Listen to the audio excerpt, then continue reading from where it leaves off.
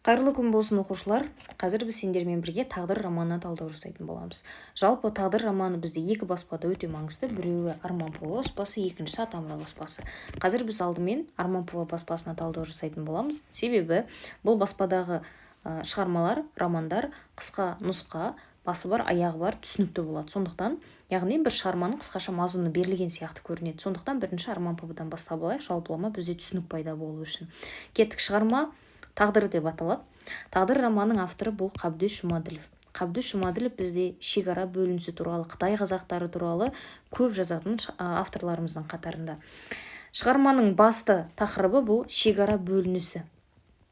Шекара дегеніміз бұл екі елдің арасын бекітіп тұратын белгілі бір орын, Ал енді шекара бөлінісі қай мемлекеттердің арасында болды бұл шығармада? Ол Қытай мен Ресейдің арасында. Қытай мен Ресей батыс солтүстіктегі өздері шектесетін жерлерді өздерінше бөліп алады. Олар бөліп жүрген жер кімдердің жері? Қазақтардың жері. Енді осы бір трагедия, осы бір қазақтардың қарсылығы, одан туындаған мәселелер бұл шығармада сөз болады. Шығарманың басты кейіпкері бұл Демежан. Барлық оқиға Демежанның басқасында өрбейді. Енді бұнда сендерге мынандай бір мәлімет берілген. Демежан дейді, біз білетін Шоқан Ыбырай Абайға ұқсас тұлға. Себебі дейді, біріншіден төртеуі де замандас, яғни бір заманда өмір сүрген. Екіншіден, олар отарлаушы елдің тілі мен тілін жақсы білген дейді. Шоқан Ыбырай Абайлар орыс тілін жақсы білген болса, Демежан Қытай тілінде, орыс тілінде өте жақсы біліп тұр. Мына екі шекара бөлінісі болып жатқан елдердің тілдерін. Үшіншіден, төртеуі де туған халқын жаңа заманның прогрестік жақтарына ұмтылдыру үшін алға сүйрейді дейді. Яғни төртеуінің де мақсат міндеті ол жаңағы елдің көзін ашу, надандықтан арылдыру, оларға қолынан келген бар көмегін аямау деген сияқты істер бұлардың басты миссиялары болды. Бірақ басты айырмашылық ол Шоқан Ыбырай Абайдың қолындағы прогресс құралдары қағаз мен қаламы болатын болса, яғни қағаз қалам арқылы, жазу арқылы күрескен болса, олар Демежан жеке басын бәйгеге тікті дейді. Шығарманың соңы өкінішке орай Демежанның өлімімен аяқталады. Сондықтан жаңағы айырмашылығы ретінде Демежанның өзінің басын өлімге тіккендігін атап көрсетіп отыр. Соңына дейін өзінің қайсарлығын танытып, қағаз қаламымен емес, өзінің өмірін саудаға салып тұрып күрескен кейіпкер. Енді қараңдар, романның сюжетіне келмес бұрын, роман қанша бөлімнен, қанша тараудан тұратын біліп алайық. Роман 4 бөлімнен тұрады, тағдыр романы, және 40 тараудан тұрады. Одан кейін эпилог бар, түсініктер бар. Бұл 4 бөлім жол торабы, тағдыр талқысы, уақыт керуені, дар ағашы деп аталады деген 4 бөлімнен тұрады екен. Шығарманың сюжеті негізінен екі арнада бір-бірімен дамып отырады. Біріншісі ол тарихи оқиғалармен нақты деректер беріліп отырады. Яғни Ежен хан деп отырғаны Қытайдың императоры сол уақыттағы, және Ақ патша Ресейдің басқарушысы сол кездегі. Арасындағы шекара бөлінісі, одан кейінгі елдің тағдыры, отаршылдық езгіге қарсы ұлт азаттық қарсылық, ұлттық бөліну туралы мәселе болатын болса, екінші жағы шығарманың бұл Демежанның жеке өмірімен тікелей байланысты болады. Яғни сендерге айтып тұр, шығарма екі арнада өрбиді дейді. Бірінші арна бұл жаңағы тарихи деректер, яғни Ресей мен Қытайдың шекара бөлінісі қалай жүзеге асты, қазақтар оны қалай қабылдады деген секілді сауалдарға жауап берсе, екінші жағы бар шығарманың бұл Демежанның айналасында өрбейтін тек Демежанға ғана қатысты деректер. Әрине Демежан бұл шекара бөлінісіне тікелей қатысы бар, дегенмен оның жеке өмірі де, оның қалай осы бір күрескерлік жолға келуі де сөз болатындықтан шығарма екі арнада өрбейді дейміз. Енді кеттік. Мұндағы бір ерекшелік дейді, жазушы Демежанның шыр етіп жерге түскен күннен бастап қайтыс болғанға дейінгі жарты ғасырлық өмір жолын тұтас қамтиды. Жарты ғасырлық дегеніміз 50 жылдық өмірі түгел мына шығарманың ішінде қамтылады. Өйткені Демежанның өмірге келуінің өзі бір жатқан хикая дейді. Енді кеттік. Демежан қалай дүниеге келген екен? Демежан бұл одан бұрын Демежанның несі туралы айтылыпты, жары туралы айтылыпты. Романның басталуы қалай айтылады. Роман сол өлкеге белгілі Құрбанғажының қызы Бибі ханым деп отырғаны Демежанның өзінің әйелі. Сол ұйқысы құжының ұйқысынан да қатты, Құдай қосқан қосағы бас кейіпкер Демежанды оятуынан басталады дейді. Шығарманың басы осы бір көрініспен басталады. Бибінің сұлу сипаты, Шәуешек қаласының келісті табиғаты көркем тілмен анымды баяндалады. Келесі Атамұра баспасын талдау барысында Бибінің сосын кімнің Демежанның сипаттары көрсетіледі. Қателеспесем. Тағдыр романда ертеден келе жатқан билік жүйесінің жалпы сілемі сақталған. Мұнда хандар ғана жоқ, басқалардың аты басқа болғанмен заты бір. Мысалы Үкірдай, аға сұлтан дәрежелі лауазым, зәңгі деген лауазым бар қытайлар арасында. Тарбағатай қазақтарының ішінде оларға біріне Үкірдай, біріне зәңгі деген сияқты дәрежелер беріледі. Зәңгі деген болыс дәрежелес лауазым, басқалары осылайша төмендеп ретімен кете береді дейді. Тек хандар ғана жоқ. Басқалары сол баяғы басқару жүйесіне ұқсайды. Болыс басқарады, одан кейін аға сұлтан басқарады деген сияқты. Болысты олар зәңгі дейді екен, аға сұлтан Үкірдай дейді екен дегендей. Цин империясының жоғары дәрежелі Тарбағатай және Алтай аймақтарының Шиямбыға губернаторы Шиямбыға Керімбай зәңгі баласы Демежанды 13 жасында аманатқа тапсырады дейді. Керімбай өзі зәңгі, яғни болыс қызметін атқарады екен. Сол Керімбай зәңгінің баласы Демежан 13 жасқа келген кезде оны аманатқа тапсырады. Кімге? Шиямбыға. Шиямбы деген кім? Тарбағатай және Алтай аймақтарының губернаторы, яғни сол Тарбағатайда Қытайға қарайтын Тарбағатай аймағы бар, ол қазақтар отырған. Қазақтар, халдайлар, ол жерде енді қалмақтар бар, неше түрлі халықтар басы қосылған. Соның басқарушысы Шиямбы губернаторы, үстінен қарап отырған кісі. Ал оларда бір салт болған, міндетті түрде зәңгілер, үкірдайлар өздерінің балаларын кімге тапсыру керек? Шиямбыға беру керек. Белгілі бір жасқа келген кезінде ол өзі өсіріп, жаңағы өзі олардың сарайында өсіп, сол миссияда жұмыс істейді дегендей сенімдер болған. Міне, бұл уақытта рудың көсемдері өз балаларын бауырынан жырып ұлтқа әкеп беруге тиіс. Түбін қуып келгенде Демежан, бірақ қызығы мынау, біз Керімбай зәңгінің баласы деп отырмыз ғой Демежанды, бірақ Демежан негізі Керімбайдың өзінің баласы емес. Оның Гүлдерайым деген жалғыз қарындасы бар. Керімбайдың Гүлдерайым деген жалғыз қарындасы болған.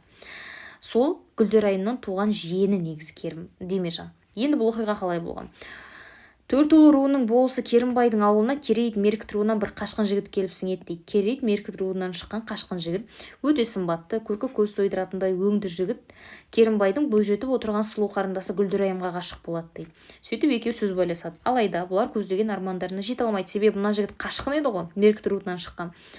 Бұлар сол қашқынның ізінен түсіп жүргендер оның қайда екенін анықтаған соң бір түнде жылқышыны тұтқынға алады дейді.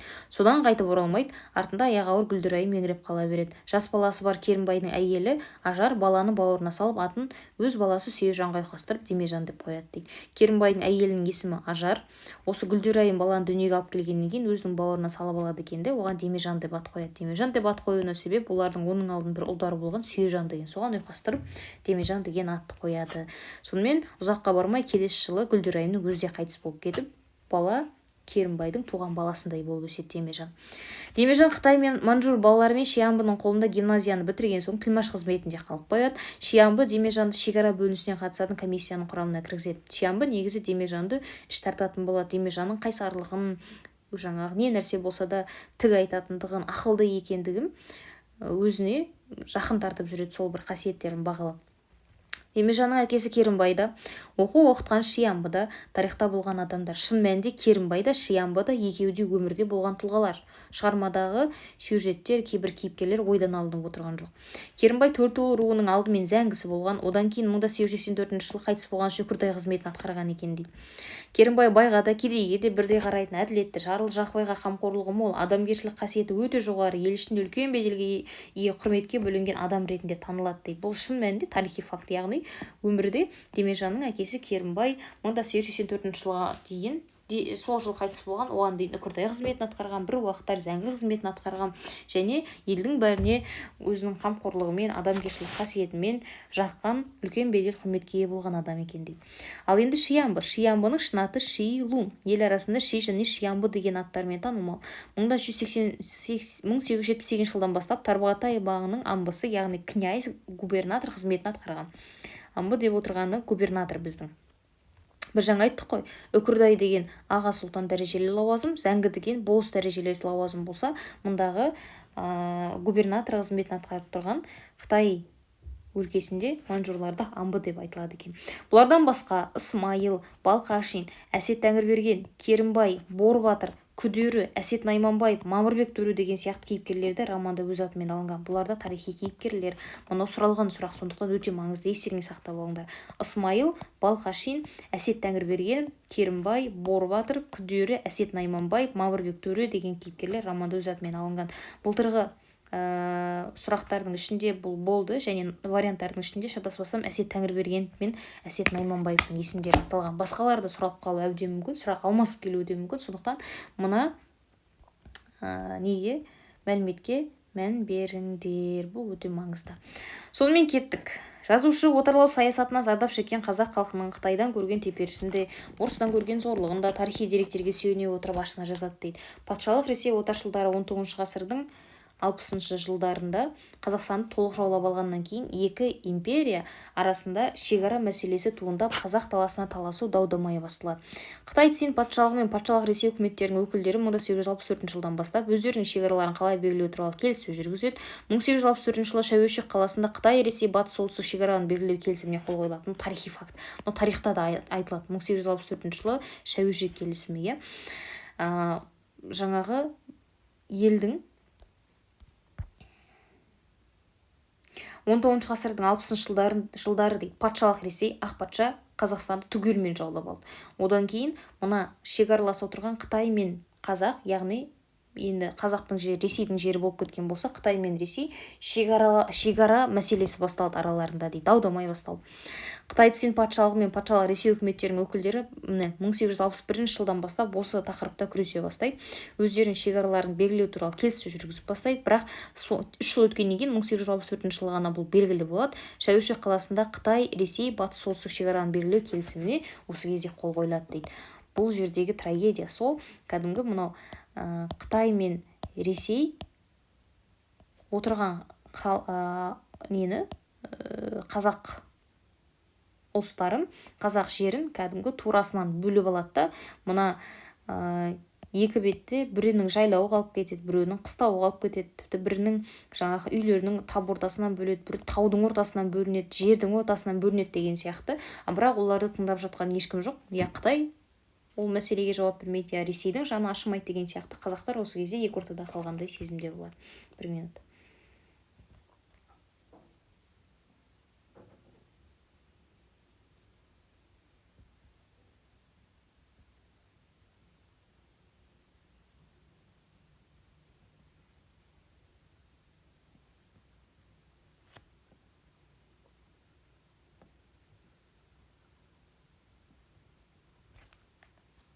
Тағдыр романындағы ұлт-азаттық көтеріліске байланысты келтірілген деректер тарихи нақты деректермен сәйкес келеді. Демежан бұл тарихи кейіпкер дейді.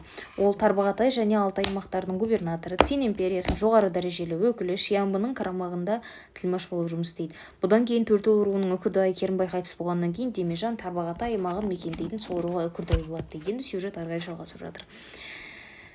Демежан бұл тарихи кейіпкер, бұл түсінікті болды, өмірде болған кейіпкер екен. Тарбағатай мен Алтай аймақтарының губернаторы, Цин империясының жоғары дәрежелі өкілі болып отырған Шиамбының кімі болып қызмет істеген, тілмашы болып жұмыс істейді. Бұдан кейін Төртөу руының Үкірдай Керімбай қайтыс болған соң, өзінің әкесі Үкірдай Керімбай қайтыс болғаннан кейін Демежан Тарбағатай аймағын мекендейтін, сол руға Үкірдай болып сайланады. Төртөу руына Үкірдай болып Демежан енді өзі отырады. Үкірдай деген аға сұлтан дәрежесі тұғын, естеріңде болса.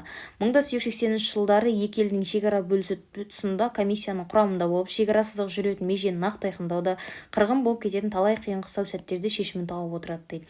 Мына екі аралықты бөлген кезінде Қытай мен Ресей, бұл жер, жаңа ғана айттым ғой, екі ортада жайлауынан жері екіге бөлінген, өзінің отырған аймақтары, ата-бабасынан келе жатқан жерлері бөлініп кеткен қазақтар болды, осыған ашынған қазақтар болды. Сөйтіп жаңағы қарсы шыққан кездерінде Демежан олармен тіл табысып отырып, бұл мәселені бейбіт шешуге тырысты және көптеген мына қақтығыстардың алдын алды дейді. Неден болса да тайынбауға дайын тұрған қарулы қазақтарға істің мән-жайын түсіндіріп, қан төгістен сақтап қалады. Ал шекара бойына жақын отырған қазақтардың екі елдің ішінен өздері таңдаған жағынан өріс-қоныс берілу мәселесінің шешілуіне де жағдай жасайды. Шиамбының орнына келген Мәтен Амбының саясатына Демежан бірден қарсы шығып, жайылым жерді жөнсіз егіншілікке айналдыруға, сондай-ақ егіншілік жерлер мен суды халдайлардың иелігіне беруге батыл қарсылық білдіреді. Туған салдырға үкімет тарапынан рұқсат қағазы бар екендігін көре тұра, бұған жол бергісі келмеген халдайлардың жүрегін қайтару үшін кеуде соққан белсендісі Доқалдайдың тоқпақта айдарын тай күзегендей дәл түбінен борт өткізіп кесіп алады дейді. Енді шығарма шиеленсе түседі. Шиамбы қайтыс болғаннан кейін оның орнына Мәтен Амбы келеді. Шиамбы, мен сендерге айтқанмын, кімге? Демежанға жақсы көзқараста болған еді. Ал енді Мәтен Амбы керісінше Демежанға келген бойда бірден қарсы шығады. Оның саясатына Демежан да қарсы шығады, Мәтенамбы Демежанды да ұнатпайды. Сонымен жайылым жерді жөнсіз егіншілікке айналдыруға, сондай-ақ егіншілік жерлеріне суды халдайлардың иелігіне беруге батыл қарсылық білдіреді. Халдайлар деген ол жерде қазақтар бар болса, тағы да халдай деген жаңағы ұлттар бар. Сол халдайларға мына бүйрегі бүріп тұратын болады Мәтенамбының. Қазақтарға деген жаңағы көп әділетсіздік жасайды, бірақ халдайлардың барлық тілек талаптары орындалып отырады. Сонда осыған дейін жайылым жері болып келген жерлерді егіншілікке айналдыруға қарсы болып тұр Демежан, және егіншілік жерлер мен суды халдайлардың иелігіне беруге қарсылық білдіреді. Тоған салдыруға үкімет тарапынан рұқсат қағазы бар екендігін көре тұра, тоған салдыруға мына дұқалдай, тоған деген су ортасына салынатын жаңағы егіншілікке қажетті зат. Сонда айтып тұр, тоған салдыруға үкімет тарапынан рұқсаты бар дұқалдайдың. Бірақ Демежан оған қарсы шығып жүрді ғой, бұл жерге жаңағы егіншілік жасатпаймыз, жайылым жер сол күйінде қалу керек деген сияқты. Сонда кеуде соққан белсенді дұқалдай келген кезінде оған ашуланған Демежан мына тоқпақтай айдарын тай күзегендей дәл түбінен борт еткізіп кесіп тастайды. Тай күзегендей болып дәл жаңағы түбінен борт еткізіп кесіп тастайды. Айдар деген енді маңдайында жаңағы шашы ғой өсірген. Мәтенамбының парақорлығын әшкерлейді, және дейді, себебі ол мына доқалдайдан, халдайлардан пара алып отырып, ауыз жаласып, жаңағы қазақтардан көрі халдайлардың жағдайын жасауға, олардың көбірек басымдық алуына әсер етіп отыр. Мәтенамбы өз қылмысын қалайда жасырып қалу үшін қолдан келген қысастығын аямай, ең алдымен Қызыл баланың ысқағымен келіседі. Енді Мәтенамбы іске кірісіп бастайды. Шиямбының орнына келген басқарушы бар ғой, Мәтенамбы.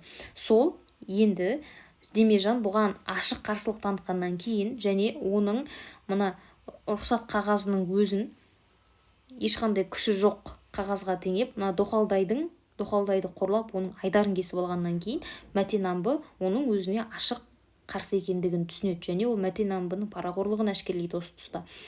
Сонымен Мәтенамбы қарап отырмайды Демежанның ізіне түсіп бастайды. Бірінші әрекеті ол Қызыл баланың ысқағымен келіседі дейді. Қызыл бала деген жердің ысқағымен келісіп, оны қаруландырып, Демежанға жабылатын жаланың себепкері ретінде пайдаланады.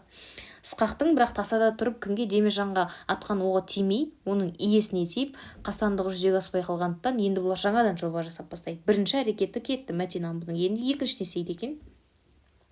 Берекесі ұйыған қазақтың біреуін екіншісіне айдап салып, өз-өзімен құрту деген отаршылдардың әккі саясат дәліз айданнан көрінеді. Ысқақ Демежан тұрған үйді полицейлерге қоршатып, жанында қалған бір жас полицейді дереу өлтіртеді, оның қорасындағы талдың түбіне көміп кетеді дейді. Мынау жаңа Қызыл баланың Ысқаға жасап отырған әрекет, Мәтенамбы мен келісіп отырған адамның. Ысқақ Демежан тұрған үйді полициялармен қоршатты дейді. Одан кейін оның ішіндегі бір жас полицейді алды да оны өлтірді, сосын оны талдың түбіне көміп кетті дейді. Қаскүнемдердің мұндай себебі Демежан өзін ұстауға барған полицейлерге қарсыласу барысында өкімет адамын өлтірді деген жыла жабумен жасалған әрекет болатын. Келісім бойынша ертеңінде одан да көп полицей мен тергеушілер тобына келіп, өздері көмген дайын өлікті тауып алған болып Демежанды тұтқындайды. Демежанды ақтаған халық атына жазылған арызды тексеруге Құлжа қаласынан шыққан өкіл князь Дуан кім? Мәтенамбы бастаған халдайлар және сол халдайлардың ықпалынан шыға алмайтын Мамырбек төре, Ысқақ бастаған қазақтар Шепейзі деген жерден қарсы алады. Құлжа қаласынан бір өкілі келеді. Себебі Демежан түрмеге түскеннен кейін мына бір жоғарыда қастандық жасалды ғой оған. Демежанды қолдайтын халық оны ақтау үшін арыз жазады. Сол арызды тексеруге Құлжа қаласынан бір өкілі келеді. Дуан келеді. Соны Мәтенамбы бастаған халдайлар, жаңағы Мәтенамбы ауыз жаласып жүрген халдайлар, одан кейін сол халдайлардың ықпалынан шыға алмайтын Мамырбек төре, Қазаққұл және жаңағы Ысқақ бастаған адамдар қай жерден қарсы алады дейді? Шепейзі деген жерден қарсы алады. Шепейзі деген жер, жазушының суреттеуінше, бұл өңірде ұрттам су жоқ. Сексеуіл мен жыңғыл ғана өседі. Жергілікті халық Тозақ, Жетеу, Шепейзі мен Сегіз дейтін алыс жол болған екен дейді. Шепейзі сондай бір жолға өте ыңғайсыз, бір ұрттам суы жоқ, сексеуіл мен жыңғыл ғана өседі, және жан шыдатпайтын өзінің масасы бар екен дейді. жолазалынан әбден қажыған князь Дуан бәрі ортаға алып Демежанды қаралайтын қағазға қол қойдырып алады. Өкілге шәуешекке баратын ендігі жол өкілдің басып келген жолынан да ауыр екенін айтып үрей тудырады дейді. Сонымен әбден қажыған мына князь Дуанды бәрі ортасына алып алады да, халдайларың бар, Мамырбек төрең бар, Мәтен амбың бар. Сөйтіп Демежанды қаралайтын қағазға қол қойдыртып алады. Сөйтіп өздерінің ойындағыларын жүзеге асырады. Өкілге келген өкілге айтады: шәуешекке баратын ендігі жол біз жаңағы Демежанға қолымыз жететін халықтың арызын тексеруге бара жатқан жер. Шәуешекке жетуіміз керек қой, басты біздің бара жатқан аймағымыз. Ал енді оған жететін жол бұдан да қиын, сенің көргенің шепейзіңнен де асып кетеді дейді. Содан соны естіген уақытында алданып қалады мына өкіл. Сөйтіп Демежанға тағылған айыптың ақ-қарасын ашудың орнына халдайларымен ауыр жаласып істі жауап кетіп қалады. Демежанның сақ болғанымен осындай қолдан жабылған жаланың құрбаны болып 1907 жылы көктемде дарға асылады. Бұл дара ғашы деген соңғы бөлімде сөз болады. Бірақ Демежандай халық батырының рухы сөз үстінетін, сөз ұстайтын, ерін ардақтайтын, елді мәңгі өлмейтінін автор Әсет ақынның аузымен айттырады дейді. Енді тағдыр романдағы негізін құрайтын басты сюжеттерге келейік. Басты сюжеттер ол: бірінші, Демежан сияқты халық қайраткерін дарғасып өлтірген патшалық Син өкіметінің 1911 жылға дейін бірнеше ғасырға созылған өткен тарихы, халқының құрамы, салт-санасы, өмір сүру дағдысы романда тарихи құжаттар негізінде ретімен кіріктіріліп, осы кезеңнің қоғамдық әлеуметтік жағдайларымен уақытынса жан-жақты көркем айналымға түскен дейді. Бұл бірінші басты біз білуіміз керек дерек. Яғни Демежанның өзі 1907-де қайтыс болып кеткен болса, 1911-ге дейін бірнеше ғасырға созылып кеткен мына Цин өкіметінің басқару кезіндегі халықтың, олардың құрамы қандай болды, салт-дәстүрі қандай болды, мына түрлі Тарбағатайдың өңіріне жиналған қалдай халма қазақтар бар ғой, солардың өмірі қалай болды, өмір сүру дағдысы қалай болды деген сияқты солардың барлығын құжат жүзінде мына автордың өзі кірістіріп отырған. Яғни тарихи факттар, тарихи деректер көп шығарманың ішінде. Екіншіден, Шыңжаңның Тарбағатай аймағында қазақтардың орналасу тәртібі мен билік жүйесі, ел билеуші амбы күрдайлар мен зәңгілердің образы дейді. Бір жаңа атап өткен олардың билеушілері Шыңжаңның Тарбағатай аймағындағы осы басқарушылардың образы қандай болды. Романдағы бас кейіпкердің есімін Төртуыл елінің үкірдайы Керімбай қарындасы Күлдерайымнан туған баланы өз баласы Сүйежанға қосып Демежан деп қоюы. Демежан 10 жасқа толған кезде әке орнына әке болған Керімбайдың аймақ әміршісі Шиамбыға 13 жасқа келген кезінде қарасты мектепке қытайша оқуға беруі. Бас кейіпкердің оқу бітірген соң тілмәш қызметін атқаруы, одан шекара бөлісіне қатысуы, әкесі қайтыс болғаннан кейін оның орнына Төртуыл еліне үкірдайлыққа қызметке сайлануы, елді диханшылыққа үйретіп, Демежан заимкесінің атағының жер жаруы. Демежан елді бір уақыттары диханшылыққа үйретіп, елдің жағдайын жақсартқан тұстары болады. Және оның сол бір жасаған әрекеті оның атағын абыройын асқақтыра түседі. Демежанның өз қолымен отырғызатын жалғыз тал қарағашының үлкен бау-бақшаға айналуы дейді. Бұл енді үлкен астарлы идеялы қатар. Тарбағатайдың теріскейіндегі Зайсан атағы екі өлкеге де кеңінен жайылған атақты бай Құрман қажының қызы, әйелі Бибі ханымның ағайын арасына абысын ажынға жайылығы, қайыры мейірімі, балаларын алламай дұрыс тәрбиелеу, осының бәрі жиналып келіп, кімнің? Демежанның беделін биіктете берді дейді. Жалпы шығарманың басты идеясы осы. Шекара бөлінісіне қатысты сол кезеңдегі түрлі мәселелер сөз болды, және ол кім арқылы сөз болды? Демежан арқылы басты кейіпкер. Демежанның өмірінің басынан соңына дейін жазыла отырып, сол жердегі Тарбағатай өңірінде қазақтардың салт санасы, өмір салты, қандай жағдайда өмір сүріп жатыр, олар қандай заңға бағынады, осының барлығы шығарманың ішінде тарихи факттармен, нақтылы деректермен көрсетіле отырып беріледі. Бұл шығарманың басты трагедиясы дейік, яғни бұл қазақтардың өз жерінен Ресей мен Қытайдың бұлардың жерін талан-таражға салуы. Жаңа біз біршама мысалдар келтіріп кеткенбіз. Яғни шығарманың басты көтеретін мәселесі бұл шекара бөлінісі екен. Бұл келген сұрақ сондықтан өте маңызды.